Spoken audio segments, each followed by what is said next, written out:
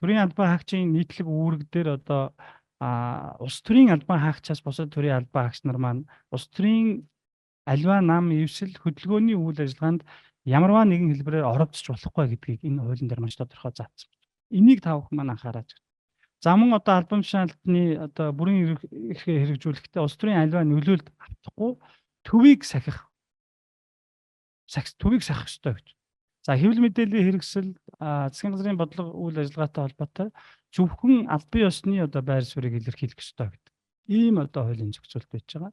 За мөн одоо харьяа дээд чатны албан тушаалтны зөвхөн хуульд нийцсэн шийдвэрийг л биелүүлэх ёстой гэдэг энэ зүйлийг бас та бүхэн маань нэлээд сайн анхаараж ойлгооч гэдэг энэ зүйлийг хэлье. За мөн одоо төрийн албаны тухай хуульд заасан энэ одоо хориглолтууд байж байгаа. Тодорхой хязгаарлалтууд байж байгаа. Тэгэхээр энэ дээр ямар асуудлууд байна гэхээр албан тушаалтны хуульд нийцээгүй үүрэг даалгаврыг та бүхэн маань бол энэ одоо биелүүлэхийг шаардах ийм одоо ирэхгүй. Энийг бол хориглолцсон байж байгаа. Тэгэхээр байгууллагын албан хаагчдад хуулиас давсан энэ хуульд нийцээгүй үүрэг даалгаврыг бол өгч болохгүй нэ гэдэг юм зүйл байж байгаа. Нөгөө талаас нь энэ хуульд нийцээгүй үүрэг даалгаврыг төрийн албан хаагч бол биелүүлэх боломжгүй гэдэг ийм хуульчлагдсан зохицуулт байж байна. За дараагийн асуудал энэ улс төрийн одоо албан тушаалтнаас бусад энэ төрлийн албан хаагч нар энэ хуулиар зөвшөөрснөөс бусад тохиолдолд альбаа хэлбэрээр энэ одоо улс төрийн нам хөдөлгөөн улс төрийн намын дэргэдэг төрийн бас байгууллагын үйл ажиллагаанд бол оролцож болохгүй гэдэг ийм зохицуулт байж байгаа.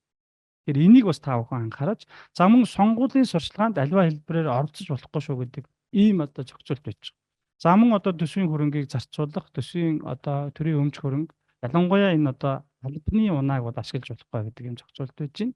За бид бас хамгийн одоо анхаарах асуудал нь юу вэ гэхээр энэ цахим хуудас нийгмийн сүлжээнд байр суурь илэрхийлэх асуудал. Улс төрийн болон үжил бодлоо илэрхийлэх энэ асуудал. За мөн одоо энэ сонгуульд нэр дэвшигчийн талаар эерэг сөрөг мэдээлэл түгэх энэ үйл ажиллагаа бол төрийн албаны хуулиар хориглогдсон байгаа. Энэ нь төрийн үйлчилгээний албан хаагчид, төрийн захиргаа, төрийн тусгай албаны албан хаагчид бол хамааралтай шүү гэдгийг хуульчилсан байж байгаа. За мөн одоо энэ төрийн албан хаагчийн ёс зүйн тухай хууль батлагдсан. Энэ ёс зүйн тухай хуулинд за мөн одоо төрийн албаны тухай хуулинд энэ төрийн албан хаагчийн ёс зүйн хэм хэмжээ нийтлэг үүрэг хориглох зүйлийг маш тодорхой заагаад өгсөн.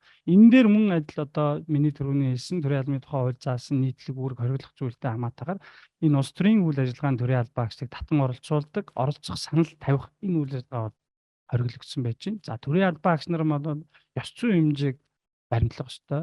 Байгууллагын соёл дэг журмыг баримтлах ёстой. Төрийн албаны нэр хүндийг эрхэмлэн дэвтэх ёстой.